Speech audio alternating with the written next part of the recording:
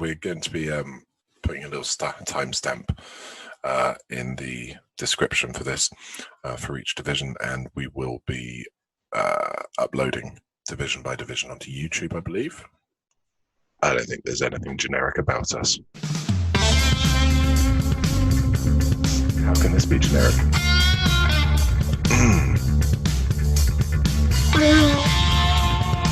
Hey, it's Andy Holloway from the Fantasy Footballers Podcast. You're listening to Jimmy and Craig on Fantasy Football UK.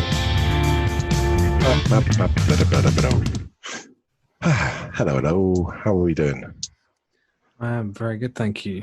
I did just realise now we've got that intro, we're going to have to start working on getting new ones because we can't just keep using that forever. Yeah, no, I'm going to have to ask the other two. At and least. Other people. Yeah, obviously. But anyway, how are you? We'll work our way to annoying everyone. Yeah. How are you doing after your weekend of drafting? Oh, the highlight of the year. Just still living off that post-draft high. Oh, it's the only problem is what waivers yet, so I can't tinker, which, as we all know, is my favourite pastime. Yeah, there's a little tinker with the IDP, stuff like that. Ooh. Nice little fiddle. Yeah, I mean, I've thought I'd finished all my drafts, and then the Megala Bowl starts in 32 minutes, so I guess I've got one more left to do this season, which will take me to the 8th, I believe. I'm going to start hating waiver day. I'm telling you that now. How are you feeling after getting molested by that dog? Didn't think that was going to come up so soon. I'm good. It was a dog jumped on me while I was on the floor. And did what? It's mounted me. It mounted you. Yes, it did. Lovely. Let's jump straight in. New team, assemble! News. Adrian Peterson dropped by the Redskins, picked up by the Lions. So just when we thought the Lions' run game was going to be nice and relatively easy to work out, not so much. Fantasy impact, any relevance of AP? No, he just takes away value from Swift and Johnson. Agreed. And if there's anything Matt Patricia does, it's give an old guy the ball who gets like 2 yards a carry, if that. So, yeah. We've got Cameron Hayward, Steelers, D lineman, signed to a fucking huge deal. Very pleased for him. For any IDP players, it's good news. We've had Leonard Fournette picked up by Bucks.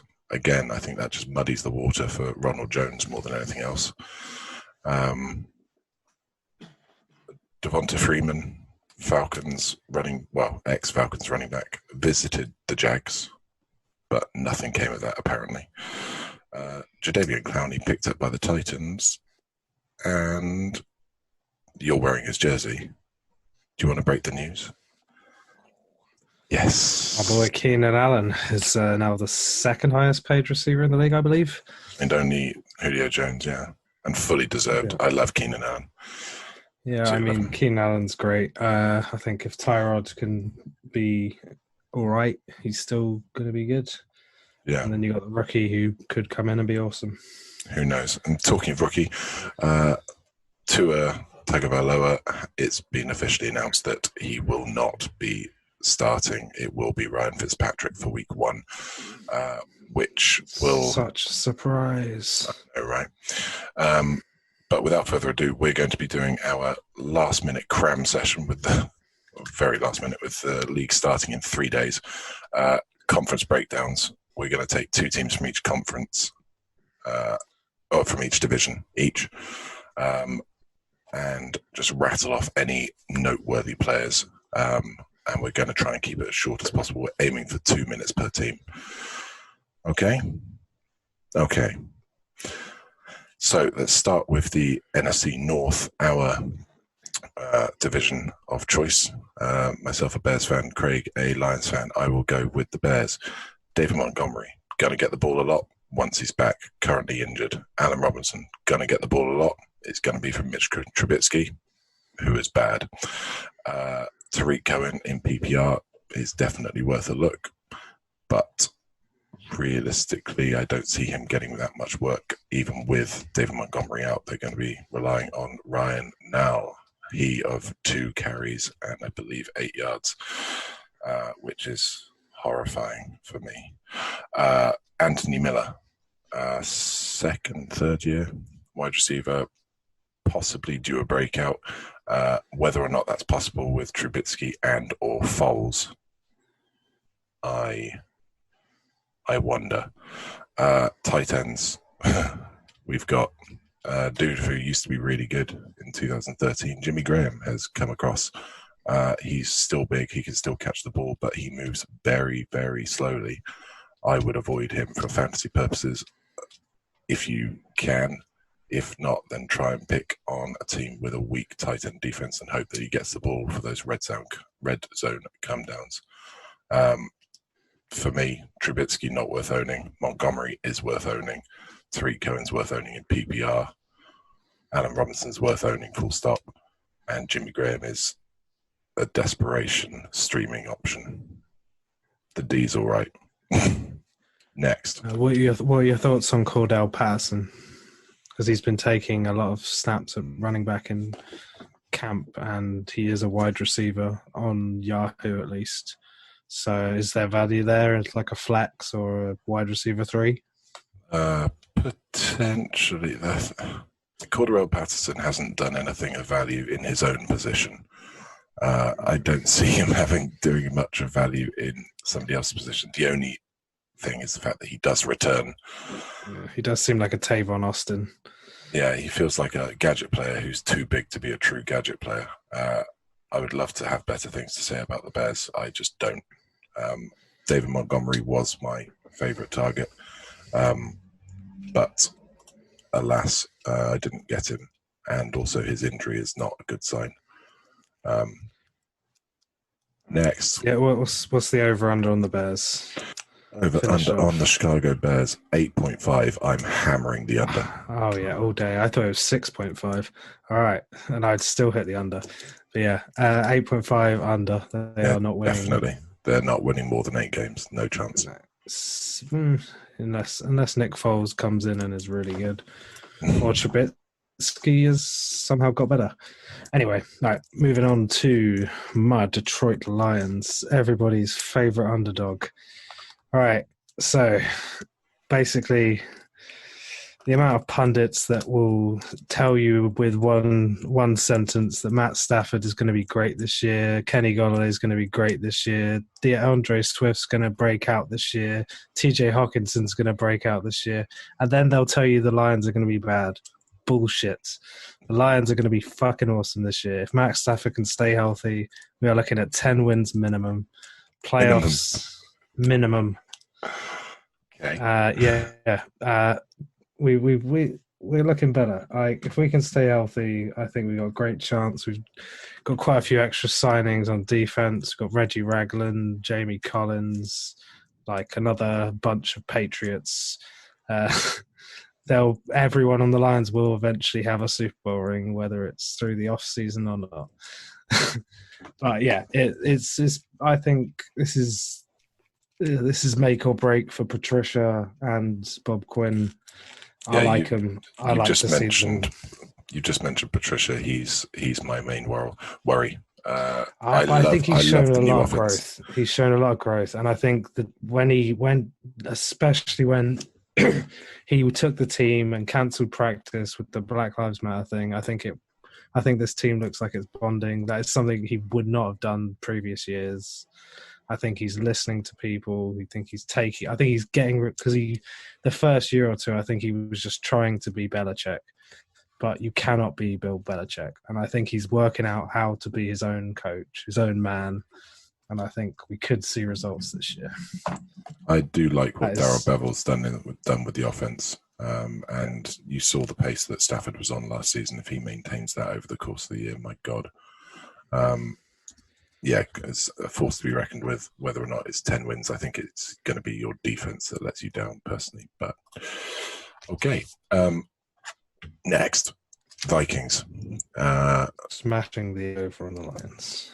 Oh, yes, of course. The over on the Lions, 6.5 wins. I'm going over. I would go under 6, under 10. Vikings. I'm going to start with it this time. The Vikings have an over-under of 9. Ooh, I would say that's pretty much bang on. I think the Vikings, if I could take away my deep-rooted fanboyism, I have to say the Vikings are probably the best team in the division. I agree. Especially with Yannick and Ngakoue. That's the thing that really tips over the edge for me. Cause their defense had taken a battering in the off-season with various COVID and opt-outs and injuries and departures and things, but now they are potentially back. That D-line is horrifying with Hunter on one end and Ngakoue on the other. On the offensive side, obviously they've got Captain Kirk, the boy, leader of the Starship Enterprise, who's going to game manage. He doesn't have the same weapons that he had last season. He doesn't have Stephon Diggs. He has picked up Justin Jefferson, the rookie out of LSU, who performed very well out of the slot at college. He's still got Adam Thielen, who is a little bit older, potentially a little bit broken, which is what people are worried about with him. Still got Kyle Rudolph, the red zone reindeer, who, while decent, is not a big performer. There is a lot of talk out of camp about the breakout of Irv Smith, who is an athletic freak at tight end as well. The one thing that I really like about the Vikings is that there is a clear handcuff to a clear workhorse running back. Dalvin Cook is an absolute 3-down star. I wouldn't be too worried about the contract situation. I think that will sort itself out, especially given that there have been some other contracts sorted out in the off-season. Derrick Henry, Joe Mixon, obviously Kamara is still ongoing, but I believe something will get sorted out for them. But I like the fact that if Cook goes down, you know exactly who's the next man up is. That's Alexander Mattison, who is worth a double-digit round pick for sure, either to protect yourself or to ensure against someone else's injury. If you've got Zeke in the first and then you pick up Mattison, if Dalvin Cook gets injured, as he is wont to do, and you can suddenly have the starting running back for the Vikings as well, you've either got trade bait or a strong running game. Yeah, it's all about taking other people's handcuffs. Because then you're buying more scratch cards. And we love buying scratch cards here at FFUK. Actually, I've got one in my wallet that won. Got a whole £1. Nice. Nice. Right. Do it. Talk about the Packers. Taking us to the bottom of the division. And I mean that in the sense of their fan base, the quality of their team, the quality of their everything. Fuck the Packers. Basically, if the refs are going to help them win again this year like they want to do, then they'll probably win a fair few games. 8-1 in one-score games last year. Pretty much the definition of a paper tiger, as they say. Look good on paper, but they're actually dog shit. They've done pretty much nothing to help Aaron Rodgers. The GOAT, Aaron Rodgers. I don't know what he's the GOAT of. I couldn't find answers when I Googled it because he's not the most winning. Tom Brady has 6 reasons he's definitely not the GOAT. Like the only thing there is like this touchdowns to interception ratio, which to me is possibly the most boring stat ever. Like it's like, oh, you're really boring. So I'd rather have Jameis Winston than Aaron Rodgers. For fantasy, yes. If you're running a team, I'd much rather have Rodgers. I mean, I hate the Packers, but it was only while I was doing my projections that I looked. He is like 38 now, and an awful human being. So his touchdown percentage is 6. His interception percentage is 1.4. Just as a contrast, Peyton Manning. Let's go with Peyton Manning. Peyton Manning, touchdown percentage 5.7, interception percentage 2.7. I just think it's quite an interest. I get it, but carry on. Keep bad mouthing them. I'll keep bad mouthing the Packers. What do I like? I'll try to think of something I like about the Packers. I like that their team is owned by the fans. That's good. They don't have one scumbag owner like most teams. They have loads of scumbag owners. So, yeah, that's... I don't know. They're in Wisconsin, so that's pretty boring. They cheese or something. It's about the only thing of note in Wisconsin. You are feisty today. Yeah. Do you want to talk about fantasy, or are you just going to badmouth? Oh, yeah. I mean, Aaron Jones is there. The Devontae Adams, they have one receiver. Wouldn't touch anyone after that.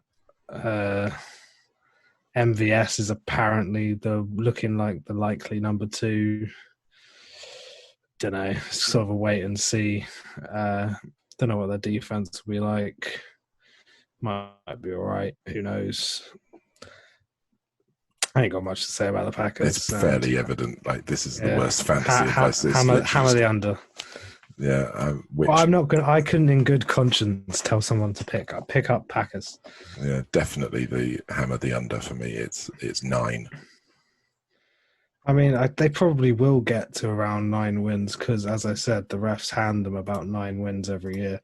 So we'll see.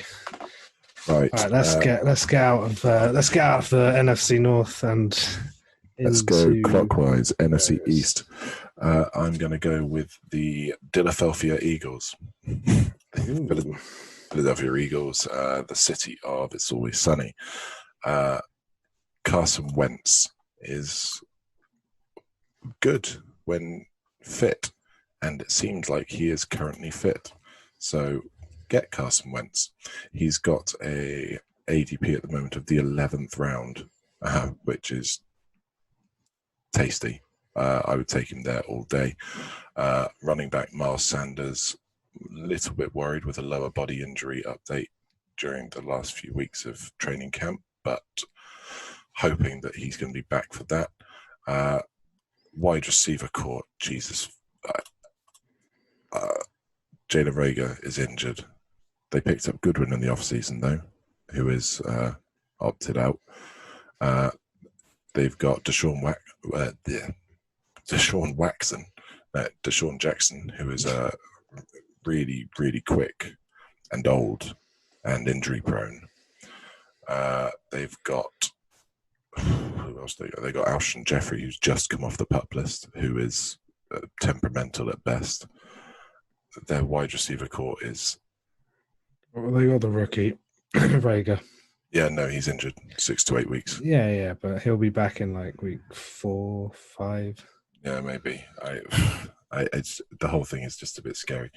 At the moment, Alshon Jeffrey's meant to be back quite soon. Did you listen to anything I said? Sorry. You literally just mentioned people that I mentioned. I only heard Deshaun Jackson just because of the bumbling. All right. They've got Zach Ertz, who is. Love me some Zach Ertz. Yeah, he's reliable as anything as they get at the tight end position. My only cause for concern is that they haven't re-upped his contract or extended it. Something of the Kelsey effect, hoping that it trickled down tight end contracts. It does, for me, add a bit of value to Dallas Goedert, who is equally talented. It could be something they might choose to just use Zach Ertz less and use Goedert more. Because the disparity between their ADP is huge. Ertz is going at 5'10", and then you've got Dallas Goedert going in the 27th round. That's in PPR. I mean, he's a waiver wire pickup for most people, I think. Yeah, absolutely. Unless you're in a very deep dynasty league. You know who is? We are. We're going to win it. It's going to be amazing. But that's pretty much all I've got on the Eagles. Their defense week 1. Start them. They're up against Washington. Yeah. That's where. Shall I go there next for my It would make segue in sense. nicely? However, Eagles with a 9.5 over under with that many injuries is going to be. Sorry, barely. Barely what? Under, but barely. Yeah, it's going to be 7-8 wins. Go next. All right. I guess I was starting at the top of the division because I think the Eagles are probably second in the division after the Dallas Cowboys. So here we go with the Dallas Cowboys. Oh, there's a lot. I'm going to get through it quick. Right. So we got Dak Prescott, and Dak is looking good. He had a great season last year. Kellen Moore, the offensive coordinator, has been kept on by Mike McCarthy. Good to see continuity. So we should see Dak grow a bit more or continue on the streak he was on. And with that, he's got some added weapons. He's got CeeDee Lamb now. He's got Zeke and Amari Cooper and Michael Gallup. And possibly Blake Jarwin, but reports out of camp are saying that he might see less snaps because he's being quite bad at blocking.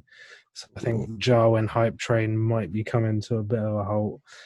But very excited for Cooper and Lamb and even Gallup. I think we could see a team post 3 1,000-yard receivers, which would be the first time since, I think it's 2008. Not entirely sure on that stat, but it's been a while since it's happened. And I think the Cowboys looking pretty decent. Leighton Vander Esch, their star linebacker, is back and healthy. And the difference between when he's on the field and not on the field is night and day. Like their defense. Just to jump in, yeah, it was 2008 Arizona Cardinals, Fitzgerald, Anquan Bolden, Steve Preston. Yeah, well, there you go. So yeah, Cowboys like them. I think they're gonna win the division, and therefore I'm gonna say the over for whatever you post, basically. And that is me done. Dallas Cowboys, they have an over under 9.5. Yeah, I'm gonna take the over. I think they'll be about 10 to 12 wins. Because I mean they've got 4 free wins in their division, and then likely a 5th and maybe a 6th, depending. Just to fantasy implications of it, I'm hoping you mentioned Zeke. Another situation similar to Dalvin Cook, where the backup is clear. Tony Pollard, very worthwhile pickup in the last round of your draft, if he assuming he lasts that long. Just a worthwhile pickup as your handcuff or to steal someone else's handcuff, definitely. Because it's a situation where it's clear who the backup to Zeke is. Giants. Daniel Jones. He was pretty good last season, actually, all things considered. It wasn't perfect. He had a bit of a fumbling problem, but apparently he spent his off-season working on that. He's been beefing up, apparently. He played 13 games. He completed 61.9% of his passes. He threw for 24 touchdowns. He had a 5.2 touchdown percentage. He did throw for 12 interceptions, which is 2.6%, which isn't great. But he also had a bit more rushing than I think anyone expected. He rushed 45 times for 279 yards and 2 touchdowns, which is a nice little bonus to any quarterback you can pick up. If he can get his fumbles under control, because he had 18 fumbles last season. If he can get that under control, then that's going to be quite a nice little pickup. He's got Saquon, who we hope is back at full health and won't get injured. He is really, really, really fucking good, Saquon Barkley. He's really good. Number 2 overall in most drafts. Just a very elusive, very quick, very jukey back. The wide receiver core is 3. for me. There's Golden Tate, there's Darius Slayton, and there's Sterling Shepard, all of whom are Golden Tate. I was going to let you do that uninterrupted until you started bad mouthing my boy Golden Tate. You should have shut the fuck up and just let me say it, because I was going to say Golden Tate. He's on the downside of his career, but he was and probably is the yak master. Those intermediate short routes across the middle, he gets them, he takes them to the house. He's very, very good at that. It's just whether or not he will still be able to do that at his age. That's my only concern. Offensive line for the Giants has always been an issue. Hopefully Saquon is good enough to get past that. Evan Ingram could be in line for a breakout season at the tight end position, assuming he gets the ball and, as is so often the case, can stay healthy. Their defense, no, thank you. So they've got potential value in their team from the wide receiver and the quarterback position, and then they've got dialed in elite at the quarterback, at the running back position, and potential breakout at the tight end position. I think with their over of 6.5, that's a tricky one for me, because that's pretty much exactly where I would put it. Maybe over if we believe in the Ingram breakout and the Daniel Jones progression. Yeah, I think that's fair. I think 6 to 8 wins is probably reasonable. Yeah, I don't see them getting wild card, but they might piss someone off and stop them getting wild card. Now start talking about the Washington Terry McLaurins. Oh yeah, so I mean, this is going to be the shortest one. Terry McLaurin, awesome, absolutely awesome player. Don't really care about any of their wide receivers. QB, Dwayne Haskins, maybe he gets better. Maybe Alex Smith gets healthy and we see Alex Smith back on the field.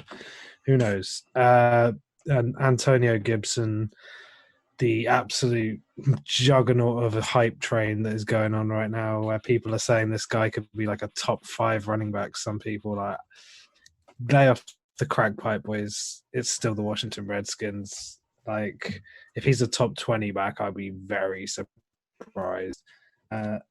Yeah, because they suck, and that's it. Antonio Gibson. Yeah, they do suck. I got Antonio Gibson, I think, in my 12th round of our keeper league. I think he might well end up being a value there, but it remains to be seen. If not, then it's a throwaway pick. If he is, then he's a keeper pick, in which case, fantastic. Yeah, no, he's absolutely perfect for the round he's going or was going in. I think it's creeping up and has creeped up. I don't think it's creeping. I think it's pretty much. Well, I think most people are done drafting now, so I think it's more people rushed to the waivers and grabbed him. But fuck it, enough time on the Washington team. Yeah, right. Okay, let's go south. Buccaneers. They've got a new quarterback. You mentioned him earlier on today. Tom Brady. Yeah, that's it. The GOAT. Yeah, they've got Tom Brady. They've got Ronald Jones. They've got Leonard Fournette. They've got Rob Gronkowski. They've got Cameron Brate. They've got OJ Howard. They've got Mike Evans. They've got Chris Godwin. They've got Scotty Miller. They've got fucking firepower for days all over that team. They've got depth. They've got Arians as a coach. They've got the GOAT at QB. I love their offense. They've got sack leader Shaq Barrett on defense. And I'm hoping their defense is better than it was last season. From a fantasy perspective, I'm really hoping it's not, because I would love to see Brady come out and fucking fling the ball around like he does in GAF, because he's trying to prove that he's the one, not Belichick. I want to see... The Buccaneers defense were actually very good towards the end of the year. They were very good. They were just held up by Jameis throwing 4 interceptions a game. But they were very good for quite a few games. They had some big games, especially in our defensive scoring. Defensive scoring is retarded, though. Can't say retarded. I agree, but anyway, but yeah, I want to see Brady go out there and go full Fitzpatrick on it, but with Brady's talent. That's what I want to see, and I think that could be a very exciting team to watch this season. They're up against the Saints for a division opener, which is going to be absolutely fantastic for me. I love it. I can't wait for that game. The bit I'm worried about, though, is the 9.5 over-under. Yeah, I think a lot of it's going to be how well they gel as a team in a very weird off-season. Like, it's going to be hard, I think. I think they might well be better on defense than offense because there's more continuity there. Yeah, and I think that's the key thing for this off-season is continuity. You look at teams like the Saints, where there's just been loads of it. I think that might be a sticking point when it comes to win totals. But yeah, I mean, it's like if you're playing Madden, the Buccaneers are amazing, but you're not playing Madden. You're playing with human beings with feelings and opinions and issues and coronavirus. Next. Right. Yes, I will go for the team that are going to beat the Buccaneers to win the division. The South. It's obviously the Saints. I mean, the Saints have they got Drew Brees, who's like the only QB younger than Tom Brady. He's younger than Tom Brady slightly, so he's not quite an old man, right? No, but Brees has got some weapons around him.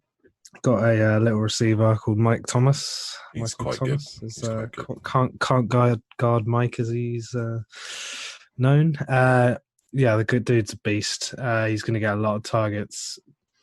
Though I will say this is the first time that Drew Brees has had who I would see as a legit number 2 wide receiver in Emmanuel Sanders. And that it will eat into the Thomas targets because the dude got so many targets last year. And you've got, of course, Alvin Kamara, Super Kamario. If he plays all 16, doesn't hold out or get injured, we're looking at a easy top 5 back, running back 1 all the way. Like, he is a quality player, lots of touchdown opportunities.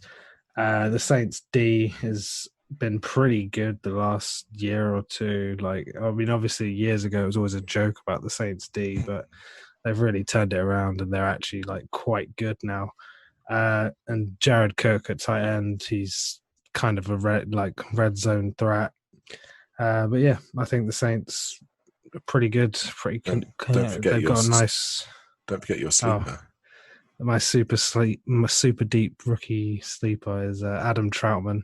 He won't do anything this year, I'm pretty sure, unless Jared Cook gets injured. But I think he's a project that the Saints are clearly invested in because they traded up to get him. So, yeah, go Saints, or whatever their chant is. I don't know. Who dat? Who dem? There we go. There's who dat and who dem. But Saints 10.5 over under. Go. Ooh, I'll give it the over, but I have them at about 11 wins. As a contrast, the Carolina Panthers, they have Christian McCaffrey, number 1 overall, multifaceted, multi-talented, receiving back, running back. He's amazing. Absolutely spectacular player. There isn't a bad thing to say about him. He's the highest paid back in football. Literally the only thing that can hold him back is injury. They've got a new QB. They've moved on from Cam Newton. They've got Teddy Bridgewater. They've got a new coach. Got Matt Rule coming in. They've got the wide receiver core that hasn't shaken up that much. They've got Curtis Samuel and DJ Moore from last season. DJ Moore with his breakout season last year that I say that, not we, believe will continue. I'm not a fan of DJ Moore. I just don't trust new system on a bad team. They have brought in Robbie Anderson for the deep ball threats to stretch the field somewhat to make it easier for Christian McCaffrey. Value-wise, I think there could be something from Ian Thomas, their tight end, because they have lost Greg Olsen, who, while ineffective, did get a lot of looks last season. It's just whether or not Teddy Bridgewater chooses to continue with those looks. Defensively, no, just avoid. I hate them. I hate them. They'll be an exciting team to watch, but they won't be a good team to watch. It won't be good football unless you just watch Christian McCaffrey highlights. I mean, I think you're underestimating Teddy Bridgewater and his game management skills. I think he could be he's got some weapons, and I think that he could be better than you think. He's got a hard division. I mean, I don't think they're going to go far, but I don't know. I mean, if Teddy Bridgewater sucks, then yeah, they'll just go full rebuild. But I think he's going to at least be a bridge QB to bridge. But yeah, I think whoever they draft next year will probably be their future, and they'll have Teddy mentor him for a year or two. Yeah. Teddy, they're giving Teddy his shot because Teddy's never really had a great shake at. But Teddy is a mentor. Teddy's just been mentored. So he can pass on that Drew Brees knowledge. After one season. Well, it got him a pretty fat job. So Jameis Winston's hoping he can do the same. Yeah, fair enough. No, I know this. Don't sleep on X, Y, Z. I'm gone. I'm avoiding it at all costs. Let's keep this train rolling. Talk about him. Right. Next. Falcons of Atlanta, as they are always known. So they got Matty Ice, Matt Ryan. Coolest nickname in NFL, definitely. So yeah, I prefer Miles Sanders. Have you not seen Miles Sanders' nickname? Booby. Booby. I thought it'd be like the Colonel or something. No, Booby. I mean, everyone loves boobies. Right. So, but you only get one of them. So yeah, Matt Ryan. He's had his good years. He's had some not so good years, but he always throws for a fuckload of yards. And he's going to be throwing them yards to the great Julio Jones. Like, he is really good. Julio is awesome. Great receiver. Pretty much going to be locked into at least 1,000, if not 1,500. No, not 50, but 12, 1,300 yards maybe. Yeah, I've got him projected for 1,368.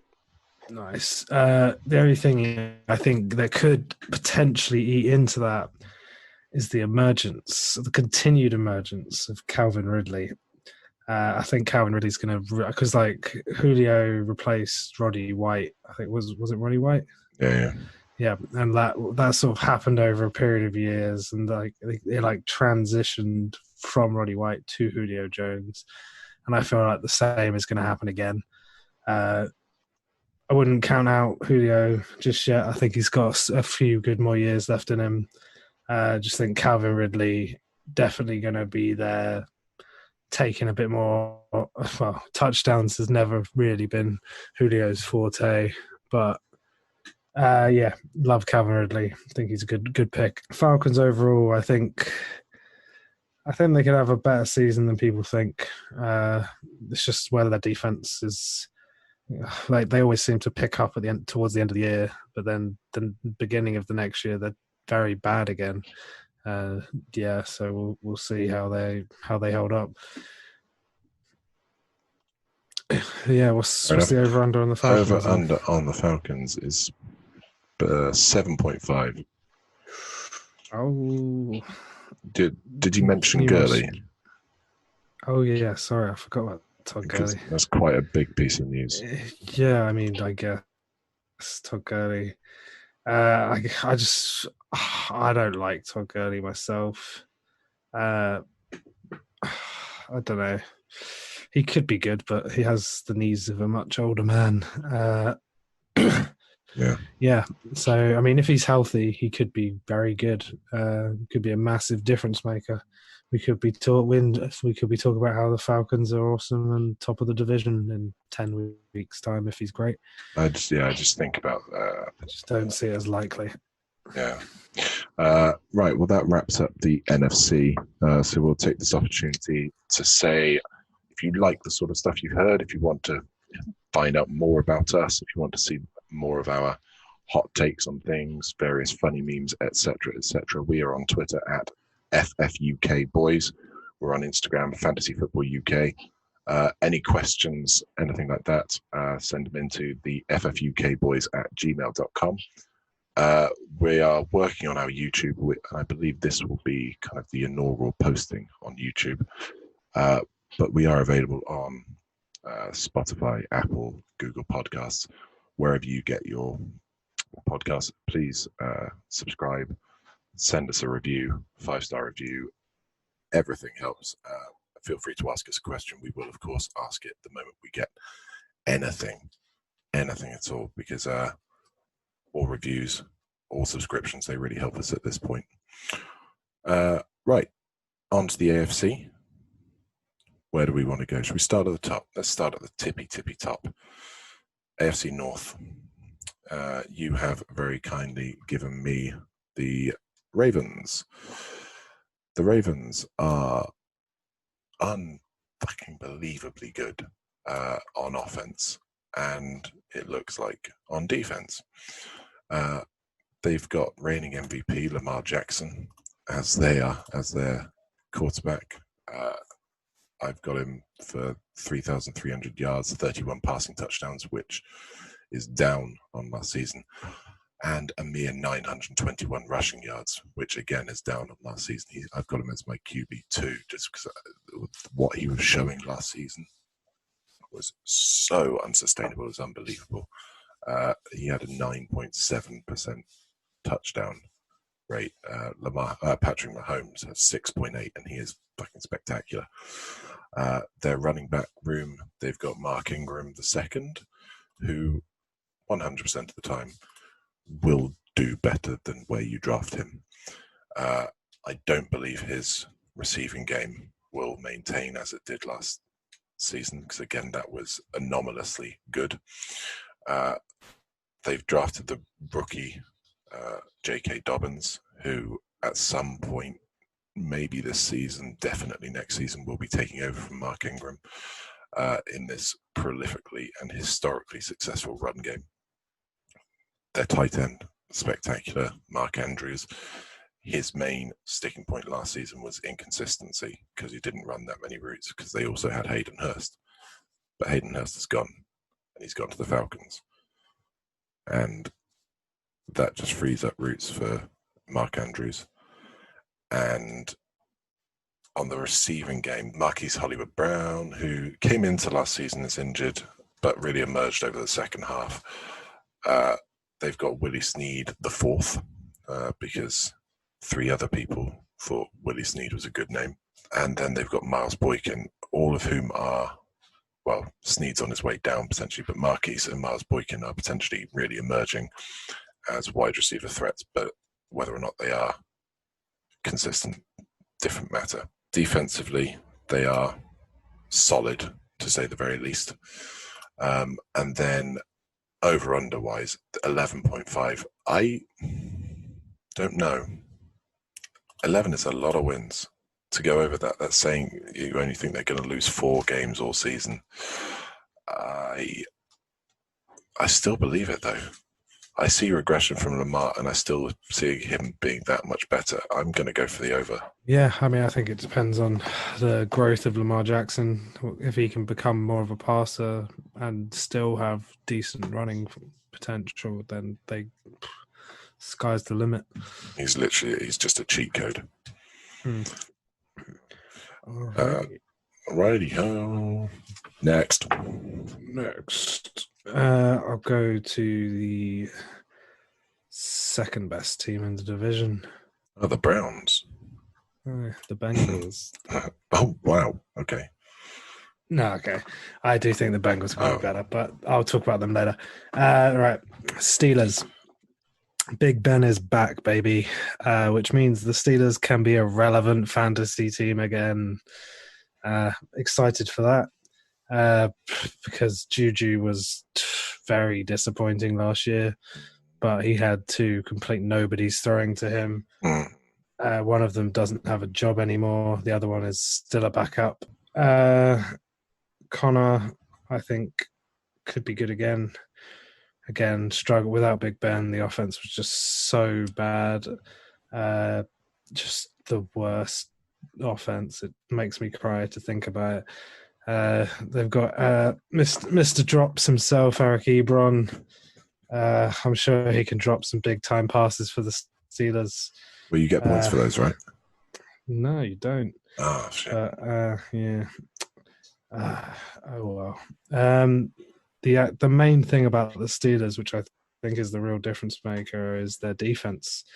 They've got the best defense, or one of the best defenses in the league, certainly. Yeah, and I think... Nice. I think that they will be a lot better. I mean, they went 8-8 last year, which is just ridiculous when you consider how bad their offense was. So their defense basically won them 8 games. So if their offense can win them 4 games this year, they have 12 wins. Yeah, it's true. I mean, we just touched on it this morning with Jesus Christ, how long do I think this has gone on? Earlier on with Cam Hayward. No, I agree. I think the Steelers' D is absolutely fantastic. It was transformed once they got Fitzpatrick last season. Not Ryan. It was Minka. Made a huge difference to their team. 9.5 over. Yeah. Yep, going over. Cleveland Browns. It's got an over-under of 8.5, which I hate the fact that I'm going to have to go under because I actually kind of believe in the Browns. What Zach Taylor's offense was doing. Wait, that's the Bengals. Fucking hell. But I do kind of believe in the Browns. I believe in the resurgence of Odell Beckham because the dude is talented, and he's Stefanski, right? At the Browns. Yeah. I believe in Stefanski. Similar to the Vikings offense. Exactly. And while it didn't allow Kirk to set the world alight, it did allow him to manage the game and have 2 successful wide receivers and a very successful running back, which is exactly what I think they're going to give Baker. He's not going to be the next Pat Mahomes, but he is going to be a good NFL quarterback. The next Kirk Cousins. No, he's going to be better than that. But their running game, they've got Nick Chubb, who is a fantastic pure runner. And then they've got Kareem Hunt, who, let's be honest, if Nick Chubb goes down, Kareem Hunt is a top 5 running back, most likely, in what will be a very run-heavy offense. Then they've got Odell and Jarvis Landry out there. You've got Hunt, as I mentioned already, but on the receiving side of things. And then you've got Austin Hooper, who is a very, very good tight end, coming into Stefanski systems where he's going to be blocking a lot. And then he's going to be a red zone target. I have mixed feelings about their defense. I don't think they're necessarily going to be good enough to stay off the field. I don't know. I'm really torn with the Browns. I like them. I believe that for fantasy, Baker will be good this season because I don't think he's going to throw that many interceptions. Last season, I'm putting it down as a bad system, bad coaching, bad situation. And right now, I think that he's in a good system, good situation, good coaching. Next. Right, this takes us to the Cincinnati Bengals.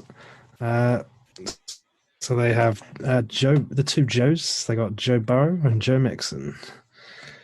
These are their two best players. They just paid Joe Mixon, which is nice for him. Good to show that beating a pregnant woman doesn't stop your chances of advancing your career. Well, why would it? Why would it? Well, when you can run like that, I think you can get away with it. Well, of course you will. You couldn't catch him. Exactly. But Joe Burrow, I mean, like his college career sort of speaks for itself. Last year, dude threw like 60 touchdowns or something ridiculous in the season. He obviously he's got a bit of a step down in terms of the teams he's playing against will actually be good as well.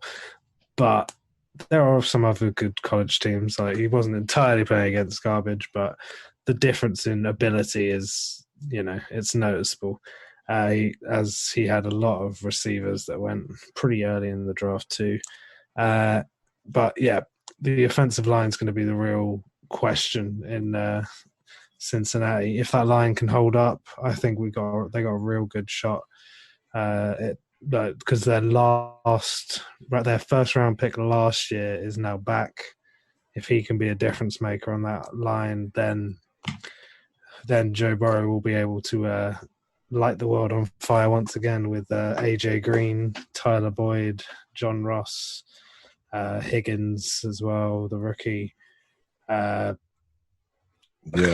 Green for me. Tight end is anymore, but AJ Green for me is the real difference maker.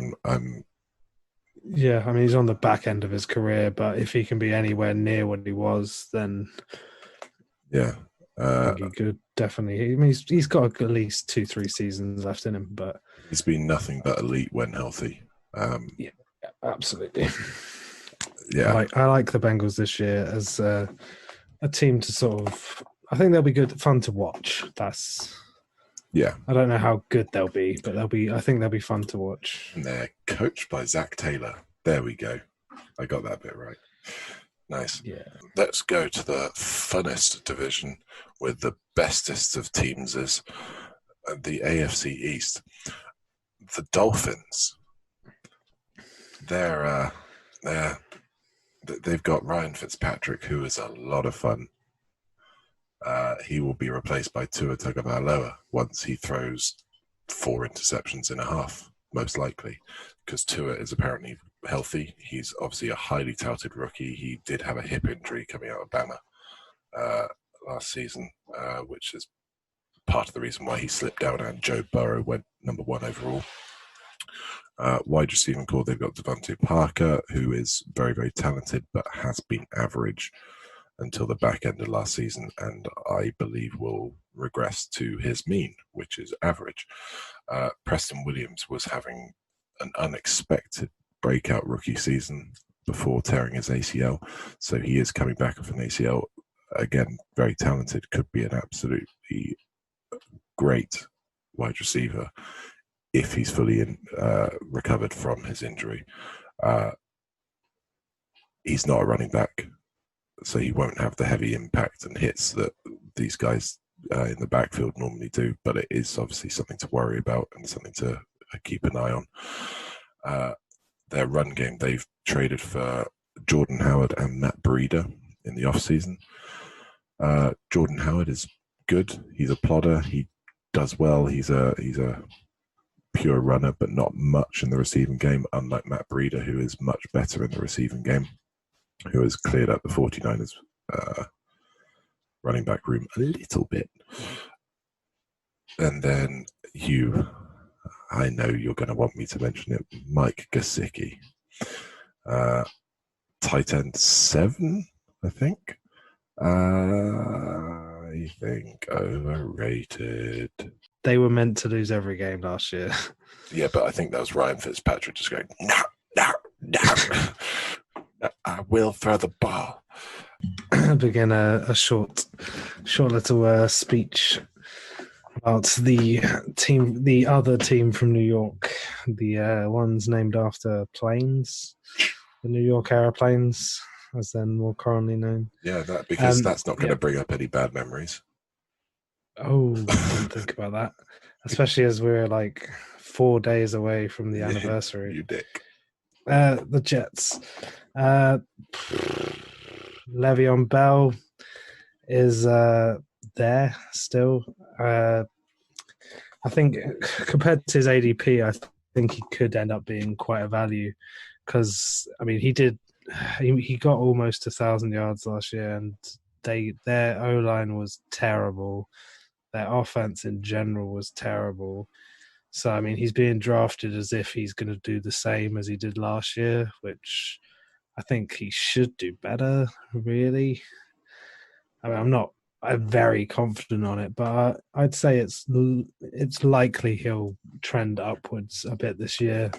Darnold, if he can grow, like that's the most exciting thing. If you're a Jets fan, you're just looking for Darnold to sort of develop into the QB you think he could be. He was drafted very young, like Matthew Stafford was. So he was drafted when he was like 21 years old. So they're going to have at least 10, 15 years out of him, if not more, if current trends continue. Chris Herndon, I think, is a sleeper tight end to watch out for because there's pretty much no one else to throw to other than Le'Veon Bell. The other Jets wide receivers, I don't. Hey, come on, Jameson Crowder. I mean, in full PPR, Jameson Crowder could be okay. I mean, a bunch of receivers that got cut from other teams does not really make a wide receiver core. The rookie Denzel Mims is one to. Yeah. If he could be good. Who knows? You never know with rookies. But unfortunately, Jets, I'm going to say it's the under, but don't be sad because it will lead to you getting rid of Adam Gase, and then you can finally begin to grow and heal as a franchise again. Wow, that's actually a nice positive message. Yeah, I'm going to try and be more positive on my spins for these teams now. Okay. Glass half full ratings. Buffalo Bills, another New York team. They love to run the ball, and they like to do that behind Devin Singletary. Oh, no, sorry, I was right. Yeah, Devin Singletary, who apparently might have, well, off-season, I was delighted to see Frank Gore leave because I thought Singletary was going to get given the keys to the kingdom and open up and really take over the league from behind a good offensive line in a good running team, and he has a chance to perform. But alas, they drafted Zach Moss, and Zach Moss is looking legit coming out of camp. There is talk already of him taking over the job because of Singletary's fumbles, which is not great for my dynasty team, but it is what it is. On the wide receivers, they have brought in Stephon Diggs from the aforementioned Vikings, which is just another weapon to give Josh Allen, who loves to run for touchdowns. Last season, I think he ran for 9, unless I'm mistaken, which is a lot. It's quite a lot for a running back, let alone for a quarterback. He has a very big arm. He can throw it a long, long way. The accuracy of them is a different matter, though. But hopefully Stephon Diggs has a big enough catch radius where he can just bomb the ball down there and Stephon's going to go, yeah, over here, and grab the fucking ball. They also have Cole Beasley for when Josh Allen throws it really, really hard but short. And Smokey John Brown out there on the other side. They've given Josh Allen some weapons. They're already, at the very least, a wildcard team.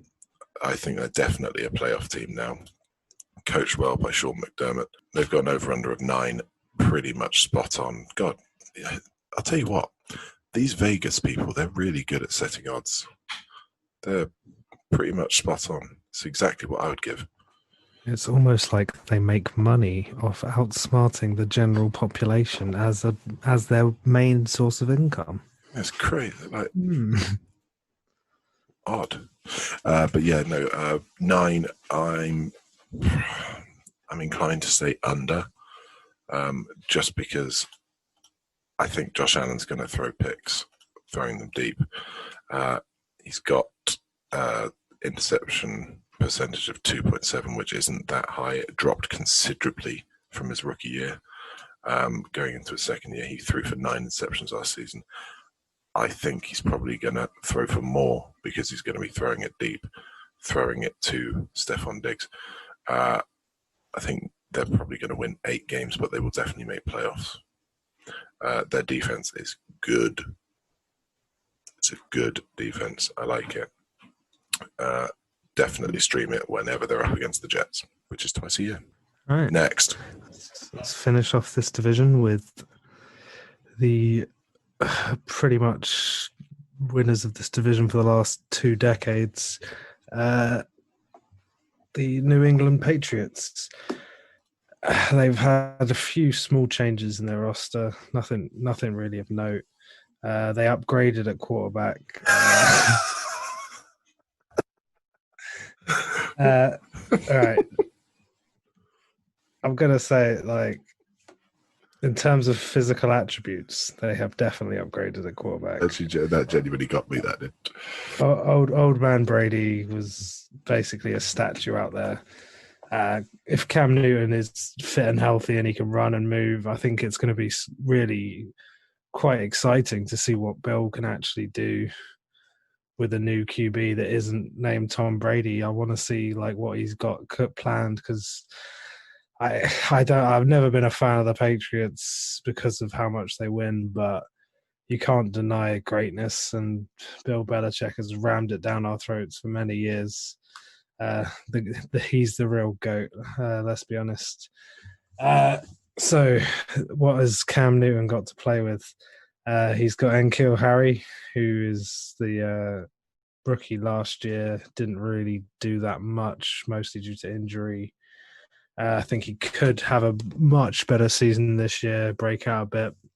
Then you've got, obviously, Edelman, who's just been sitting in his room crying without Brady, like just pining for his lost love. But maybe he'll want to get that revenge. Show him everything's all good with the new boy.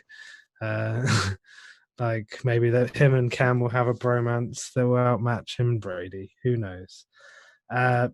This is where it gets a bit murky in the running back room.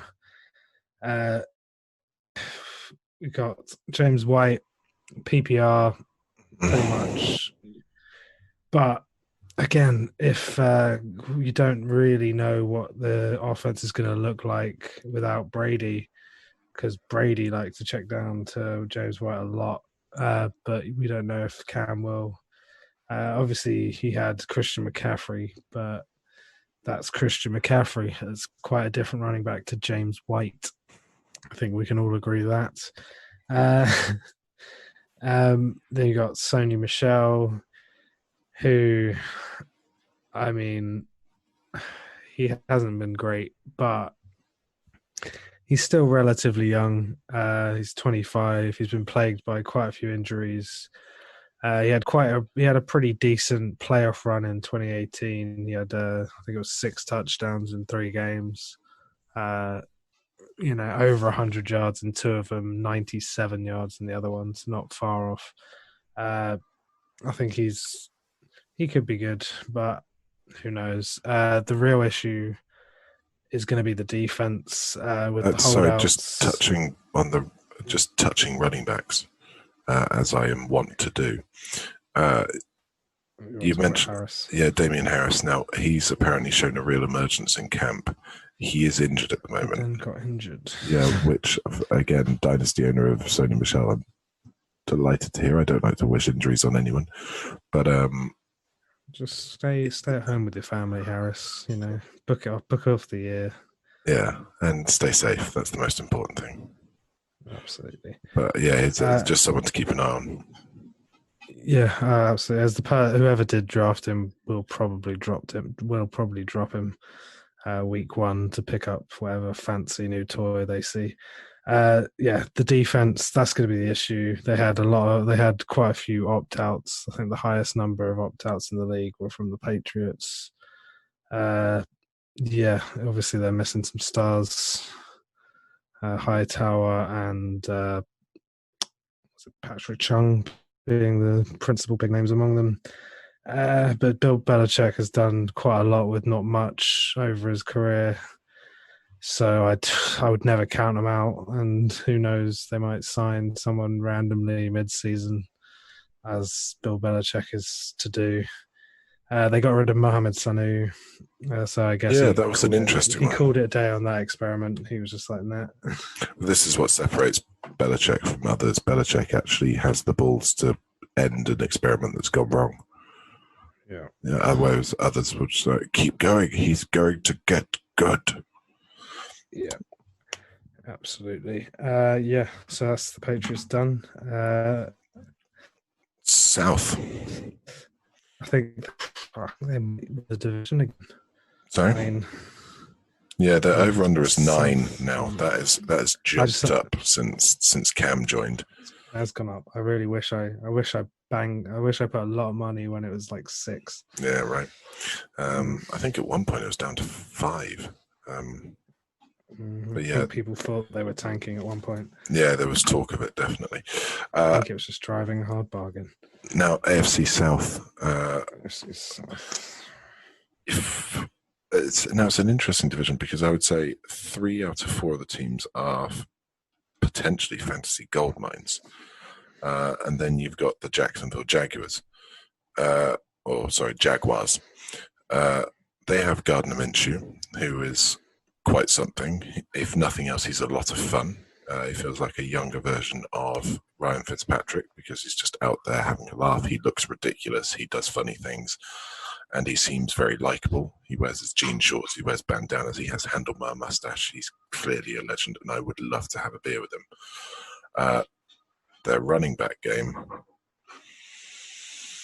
lost Fournette, who apparently was a bit of a dick for the team, and they just kind of cut the experiment after not being able to trade him for a handshake. Devonta Freeman visited but hasn't signed. Raquel Armstead, who was the clear backup, is now out, which basically means that I think the carries are going to be between Divine Azigbo and apparently the rookie, I think he's a rookie, Robinson, who apparently is really showing good things in training camp. And then Chris Thompson on the receiving work. PPR machine for as long as he's healthy. So it's a bit of a murky backfield. Wide receiver core, we've got DJ Chark, who is a favorite. People seem to like DJ Chark. Speak of the devil, he's just gone in my sleeper draft. I'm in the middle of the Megala Bowl draft at the moment. He's literally just gone. We're on pick 5-2 and he's just gone at 5-1. D.D. Westbrook is still there. I threw a dart last year between D.D. Westbrook and DJ Chark, and I picked the wrong one. I picked up D.D. And Chris Conley. It's quite an interesting one. Chris Conley's playing well, as is Shaughnessy, their tight end.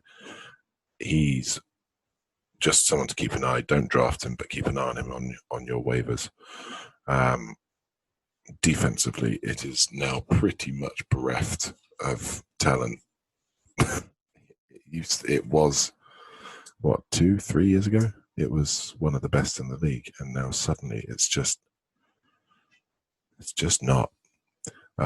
Which does, of course, mean that Minshew will be out there a lot, throwing the ball a lot, playing catch up, which could give real value to Chark, or real boom potential to Chark amongst the other wide receivers.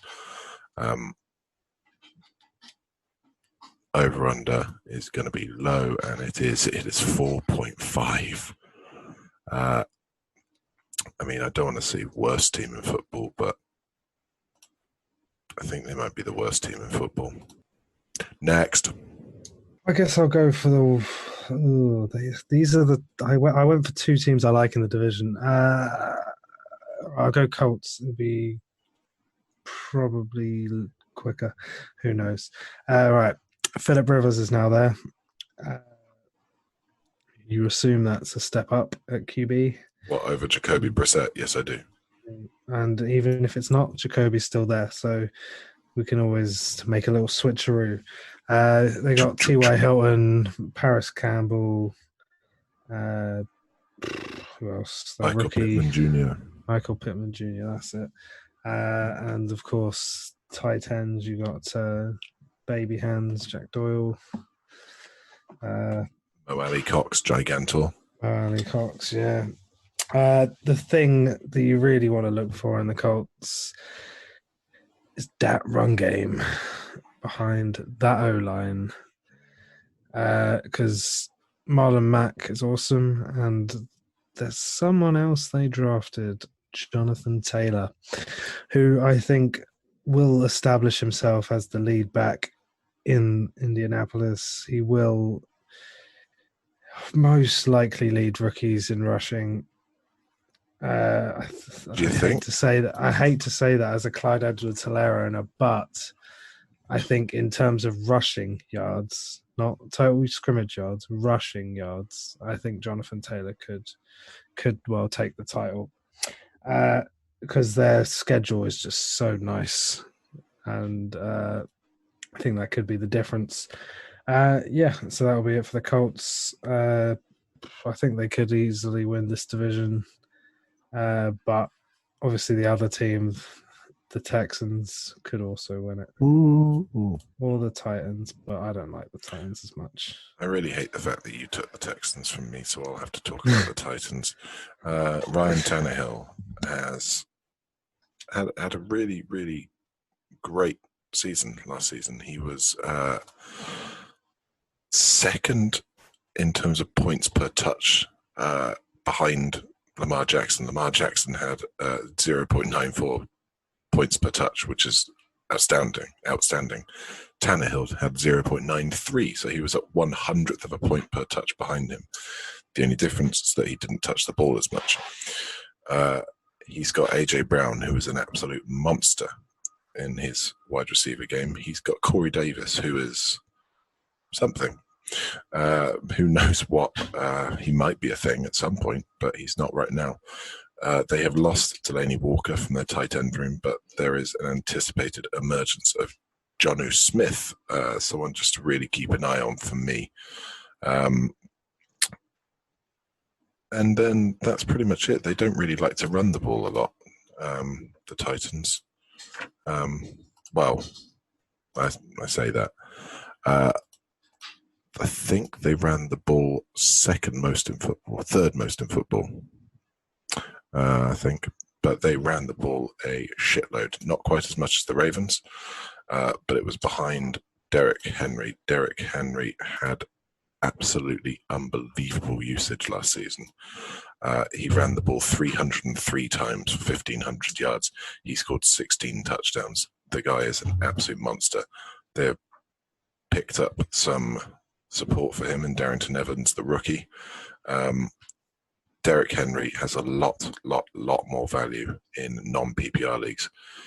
PPR leagues, he has very little because he just doesn't catch the ball. Last season, he had 24 targets. He had 18 receptions. Christian McCaffrey had 142 targets and 116 receptions.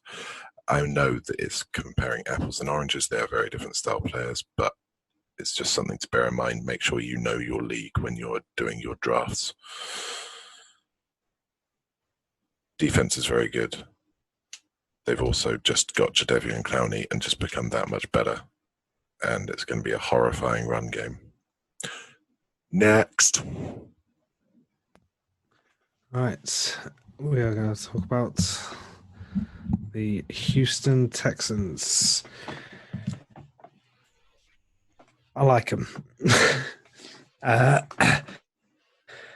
I think I've gone on and off about it, but I think thing with Bill O'Brien is he's a terrible GM, but he is a good coach. And the Texans have had winning seasons every year he's been there. They've always been in contention to win the division. And he's got Deshaun Watson, who just got paid, so that's nice for him. Then we got with helping out Deshaun Watson this year. He doesn't have Hopkins, but fortunately, I didn't realize sort of how deep this receiver room was until I looked into it a bit more. Yeah. You've got Will Fuller, Brandon Cooks, Randall Cobb, Kenny Stills, and Kiki QT, who is not really been discussed by many people. But he was actually sick in his rookie season and has been nursing injuries and whatnot since. And if you do kick return like our league, he has other value as well because he is going to be on return. Then we've got the running backs. We've got David Johnson, who they obviously traded for. They paid him quite a bit of money. So I think this kind of needs to work. They need to at least give it a go and give him the carries. So I think he could well be quite a value or just generally quite valuable to teams in their fantasy seasons. But you got Duke Johnson, who obviously has standalone value as a PPR back. But if David Johnson goes down, he'll obviously have a lot more value. Hopefully they can improve their line this year. The defense, who knows? It's still got JJ Watt. As he's getting on a bit, but he's still JJ Watt. So yeah, Texans, I like them.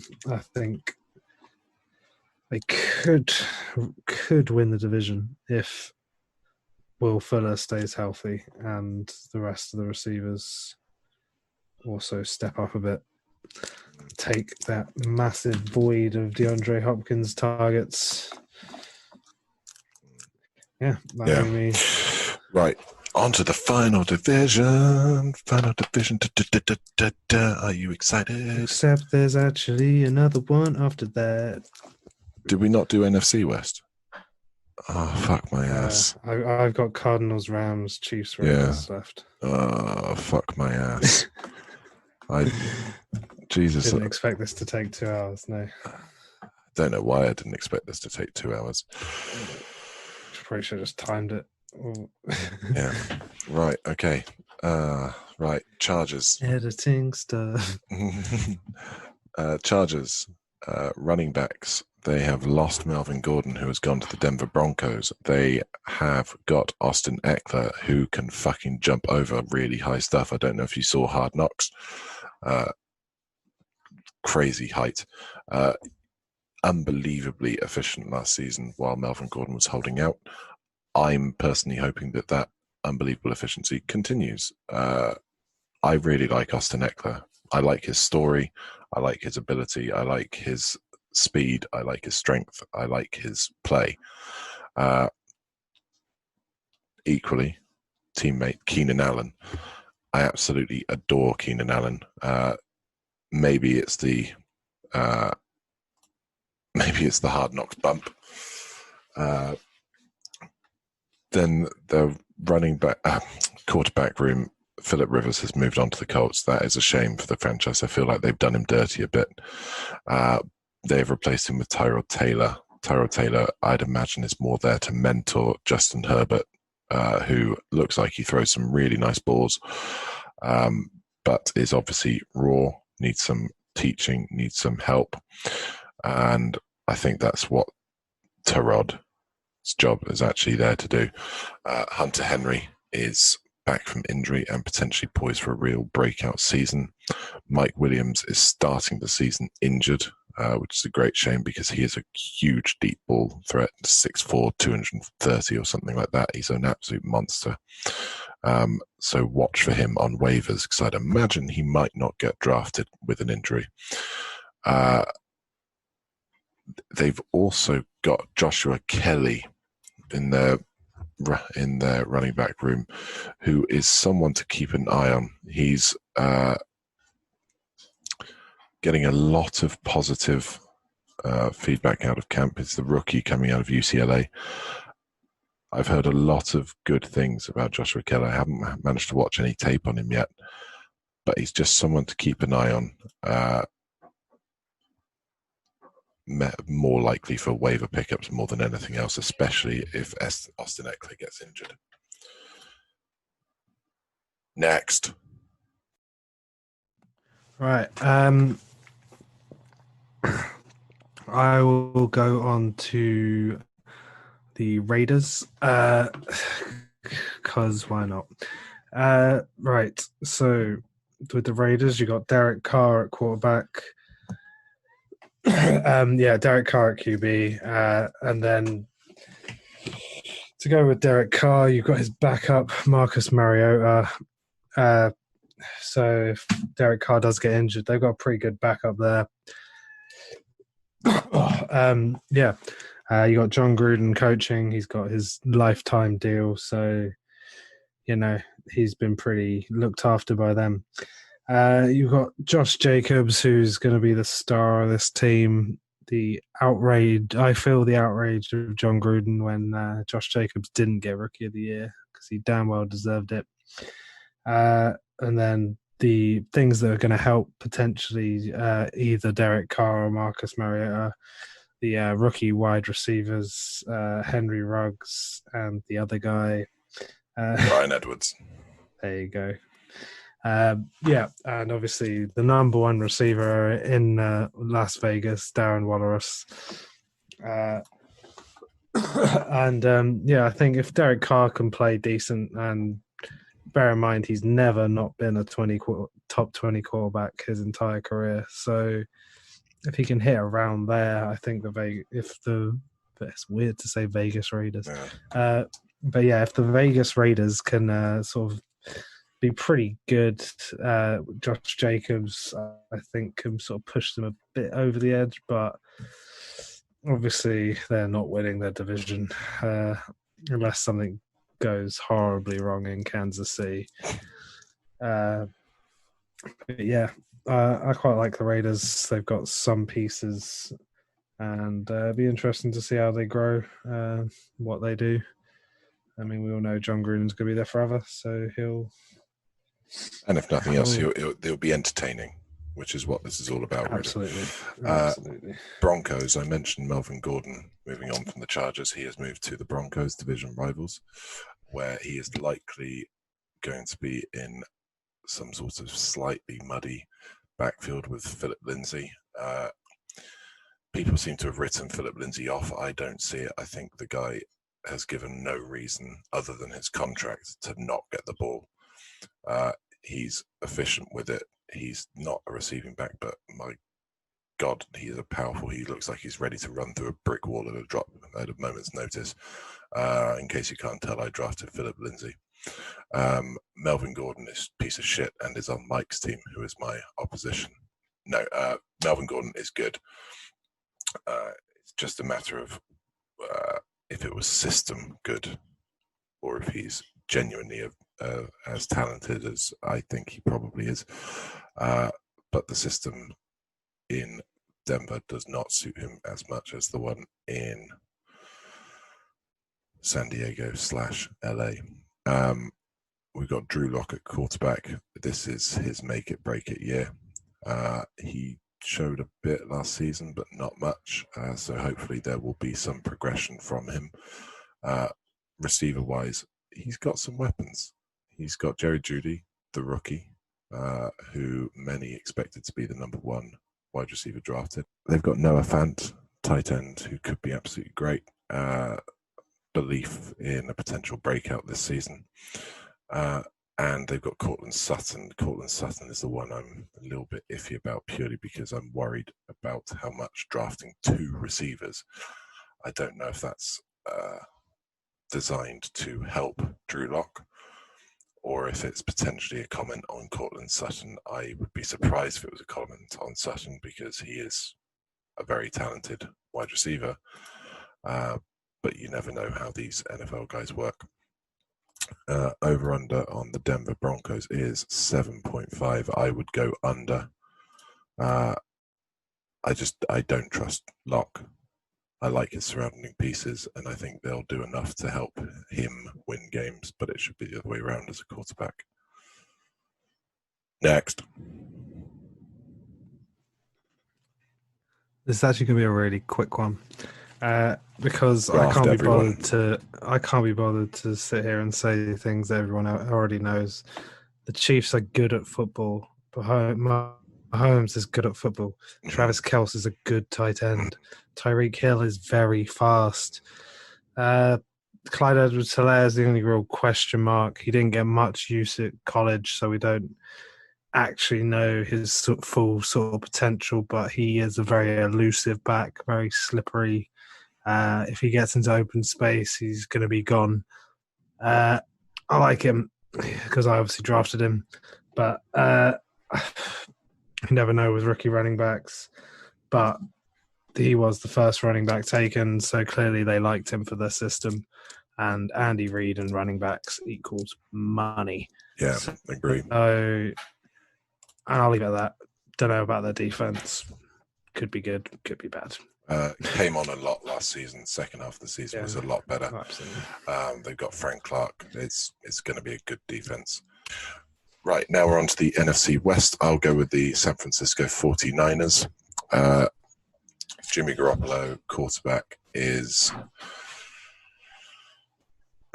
not one you can rely on in fantasy. He might be efficient, but he doesn't do much with it. George Kittle, their tight end, is 1 or 2 tight end. He's absolutely fantastic. He's a yak monster. He's a blocking monster, and he seems like he really fucking enjoys it as well.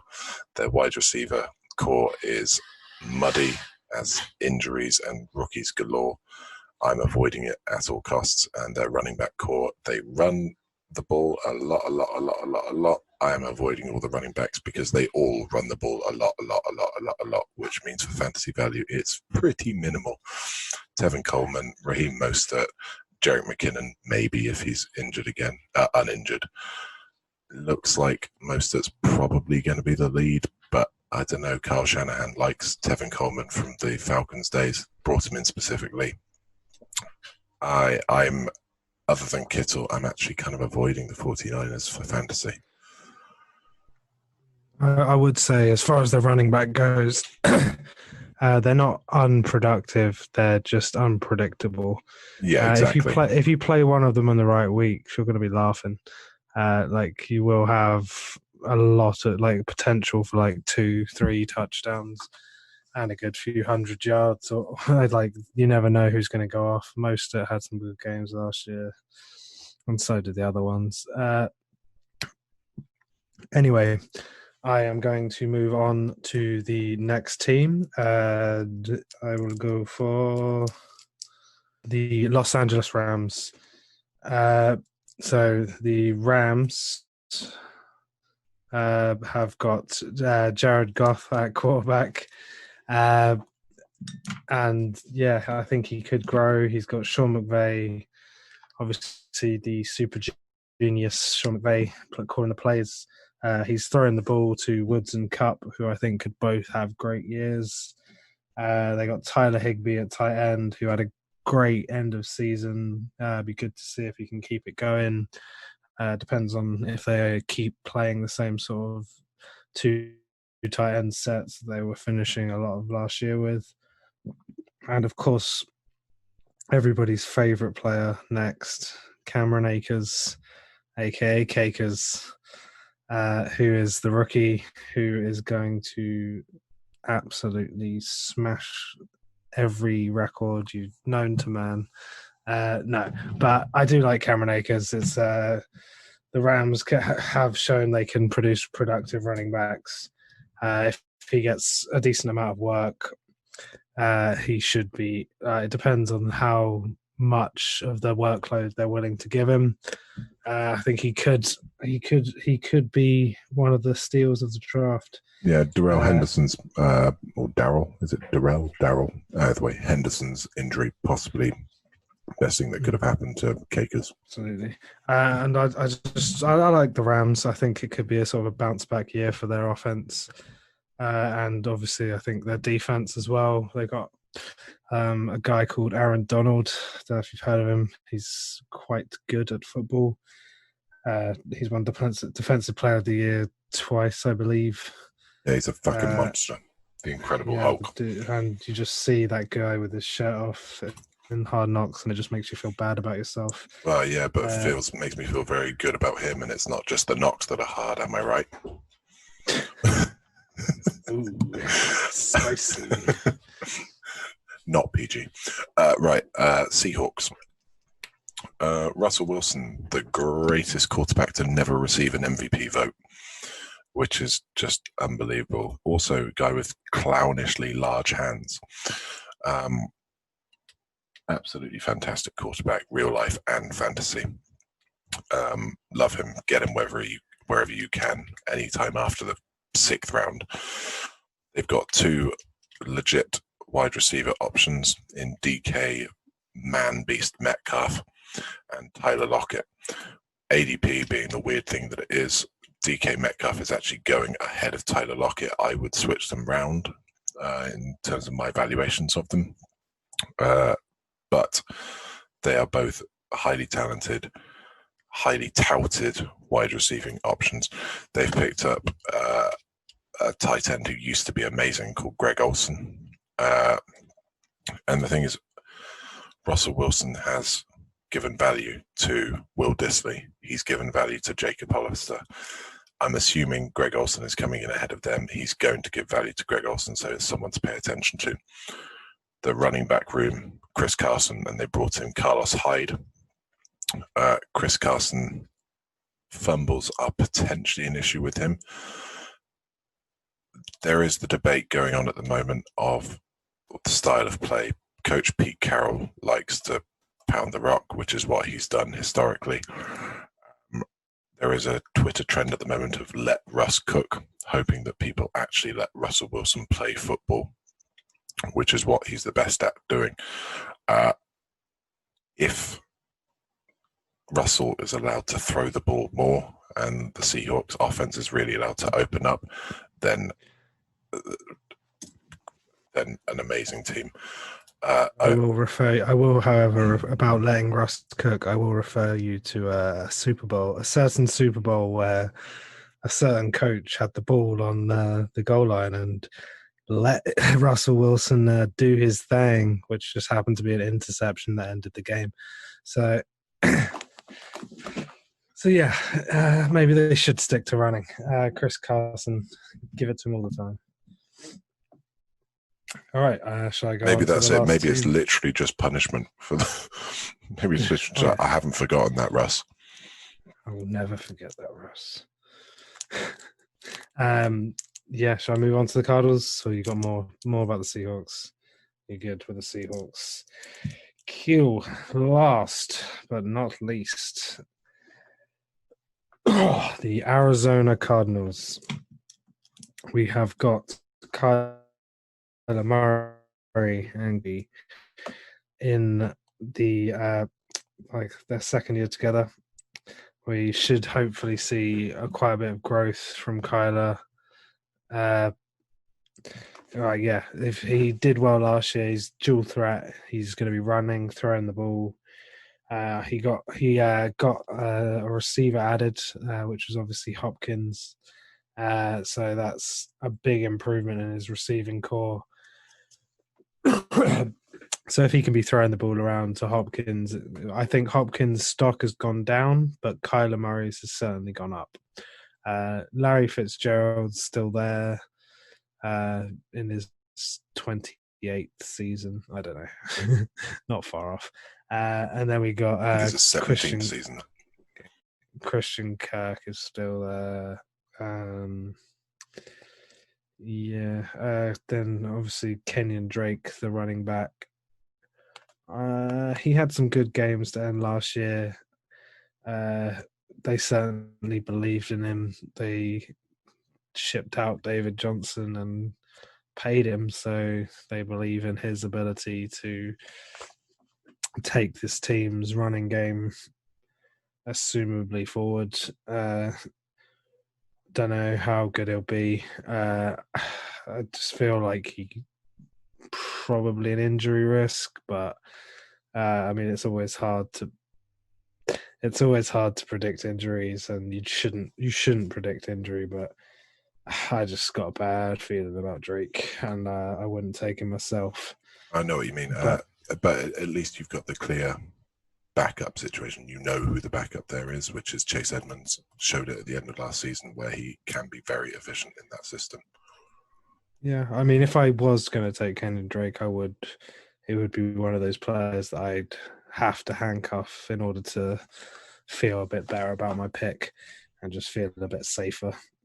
Other than that, I think it's a lot on whether their defense can improve as to whether they can actually win games.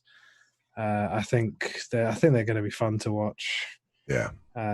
And that's what it's all about, really. If you're fun to watch, you're a good team. Yeah. I think that's it. We've done it. All 32 teams. Jesus Christ. All 32 teams, one day. But anyway, thank you very much, anyone, for listening. And I think we're probably going to end up splitting this into 2 podcasts. But thanks for listening in. Don't forget to like, subscribe, feedback, reviews. Follow us on Twitter at FFUKBoys, Instagram Fantasy Football UK. Any questions, queries, anything like that, send us to theffukboys@gmail.com. Just double checking, that is the FFUK Boys. That's the FFUK Boys. Oh, just in case there are other FFUK Boys out there. Which there we were. Are the. There were other FFUK Boys, but they are not us. They're probably not selling fantasy football. I suspect you're probably right. Lovely. Well, peace out, guys. Thank you very much. Until next time. Thank you very much for joining us, and speak to you again. And in case you don't see this before Thursday night, or listen to this before Thursday night, we got football, real, actual football, not training camp videos. We've got a real game. Yeah, Texans Chiefs, and we will hopefully have our preview out before that game. Yeah. If not, we'll have a review of the game afterwards. Ideally both. Right. Ideally both. Peace out, everyone. Peace out, guys. Cheers. Bye. Bye.